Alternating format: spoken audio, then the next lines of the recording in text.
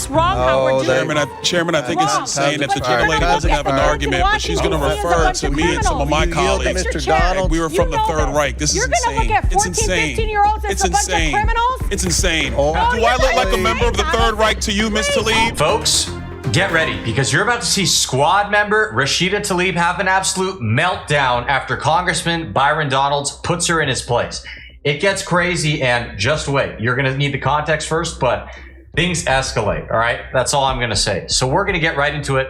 It's going to be great, but first do me a big favor by liking our video and also sharing it around, and that way we can keep bringing you all this great, hard-hitting content.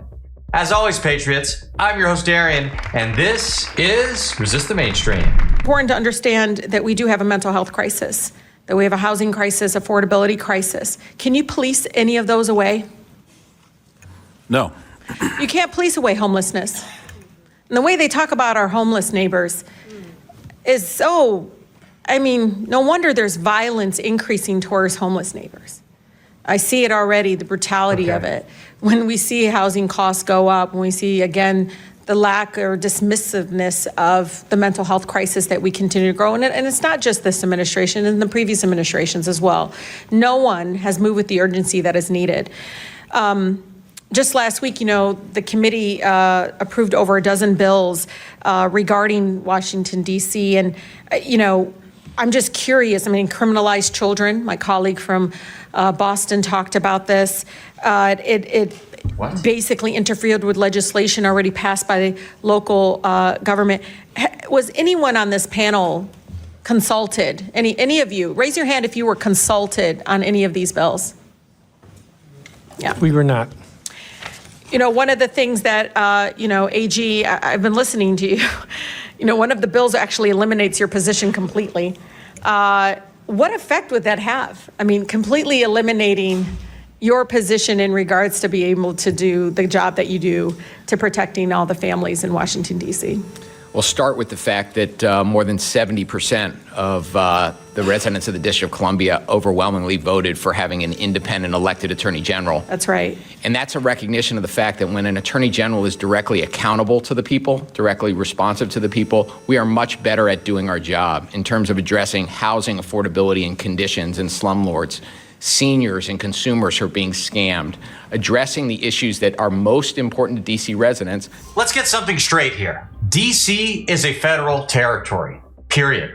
This whole idea that the voters there should have a bunch of local control and that it's independent of the federal government in the same way other cities, and states are. No, all right, that's ridiculous. The whole idea of a local AG in D.C. that, oh no, you can't have the attorney general who is appointed by the U.S. president who resides in the District of Columbia. You can't have, and who was sworn into the District of Columbia. You can't have that person determine how the law goes here. No, it has to be a locally elected attorney general that is separate from the federal government. How does that even make sense? You're in a federal territory. This is going to sound extreme, but I think it's crazy that residents of D.C. can even vote on D.C.'s behalf and that they get an electoral vote or whatever it is. I think they get one. Why? That doesn't make any sense. And that kind of idea is what leads to people saying, DC needs statehood. Why do the people get to, be here and vote, but they can't have elected representatives? That's not fair. No. All right. We don't need 2 senators for Washington, D.C. That's ridiculous. Once again, federal territory. Because I am accountable to them. I read wage theft is an issue, workplace discrimination. There's a number of issues that need to be addressed, and they're not going to address that. They want to paint you all as this ugly, dark, all just out in the street. The way, it's just unbelievable because they all live here. I don't see it. I don't see what they see. I don't understand why we're allowing that to happen, because I actually think it's going to hurt our communities. People are going to look at Washington, D.C. folks in a way that I think is going to be very painful, but also, I don't know, Mr. Jackson, I heard the stories. People didn't leave their homes. They weren't leaving their homes. Businesses didn't see people coming into. That's what we want in our nation's capital. Stay in your house. Don't move. Don't go anywhere. Stay fearful. It's unbelievable that my colleagues continue again to eject this narrative and this rhetoric in regards to it. But I think it's important, Mr. Chair, just like in D.C., home rule was one out of Black freedom struggle and the fight for civil rights, we can't be passive right now. So nobody over there should take anything we say like so personally as if we're attacking them. No, we're attacking a process. We're not attacking people here. And I think it's really important. We need to stand up against this fascist takeover. That's not a bad word. It's a fact.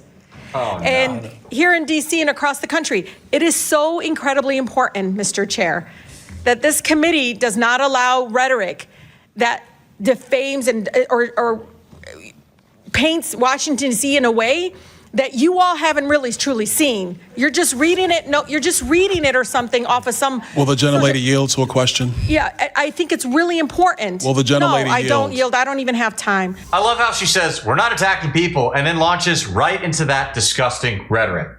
And, it's no wonder that these sicko freaks, or, at least one, maybe there are more, decided that Charlie Kirk was a target that was reasonable to do the horrific thing that they did to him.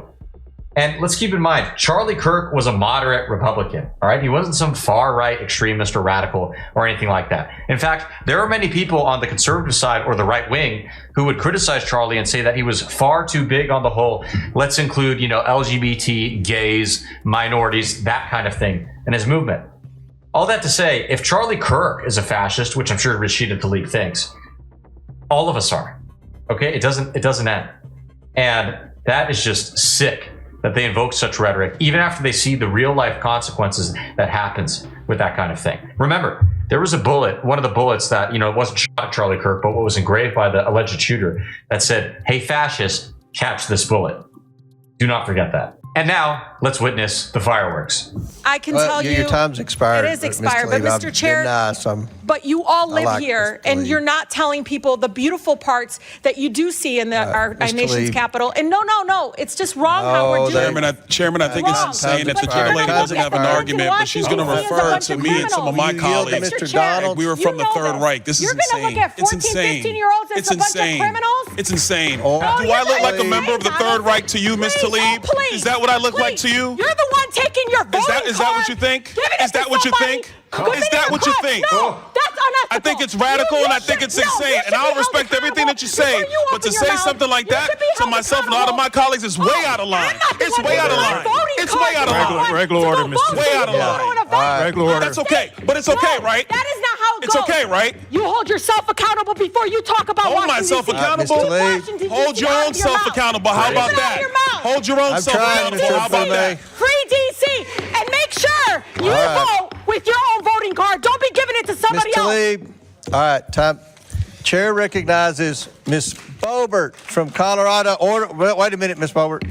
All right. Wow. Tlaib is nuts. Did you notice how she started becoming a leftist protester on the end as if she's in the streets? Free DC. Free DC. Tlaib and the rest of the Democrat Party love so much to talk about mental health and how we don't do enough for our clinically insane and all that. I might have to agree. U.S. government, please, somebody do a welfare check on Rashida Tlaib because she has lost it. Remember what she said about Donald Trump? She's like, we need to impeach the fucker. Yeah, I said it. She thought she was so cool.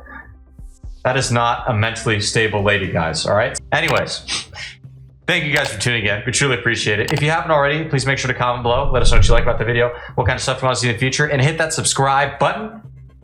And that way, we'll make sure to see you again soon. And to those returning, thank you so much. We appreciate it. God bless.